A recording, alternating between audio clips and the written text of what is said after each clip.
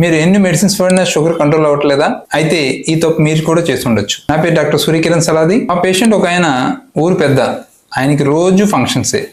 So ఈ functions అవడం వల్ల ఆయన రోజు ఫంక్షన్స్కి వెళ్ళటం, అక్కడ స్వీట్, అదేవిధంగా రైస్లో వెరైటీ, దాంతోపాటు లాస్ట్లో ఐస్ క్రీమ్, ఇవన్నీ తీసుకోవడం వల్ల తనకి 2 hours అయ్యేటప్పటికి తన షుగర్ లెవెల్స్ పెరిగిపోతూ ఉండి, ఇవన్నీ చేయటం వల్ల అతనికి ఎప్పటికీ షుగర్ తగ్గేది కాదు. సో అన్ని రకాల మెడిసిన్స్ వాడారు కానీ ఎక్కడా తగ్గలేదు. సో దానికి గల కారణం ఏంటంటే ఆయన తీసుకునే ఫుడ్లో sweet carbohydrate, rice carbohydrate, ice cream కూడా కార్బోహైడ్రేట్.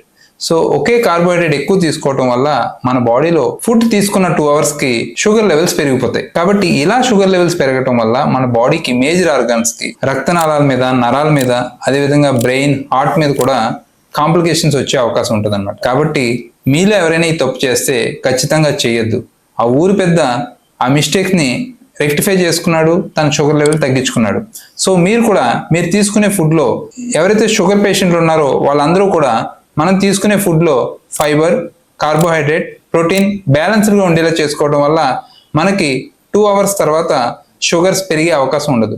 ఈ షుగర్స్ పెరగకపోవడం వల్ల మనకి కాంప్లికేషన్స్ డెవలప్ అయ్యే అవకాశం ఉండదు. సో మీరు కూడా ఈ తప్పు చేయకుండా ఉంటే మీ షుగర్ లెవెల్స్ కూడా కంట్రోల్ అవుతాయి. Thank you very much.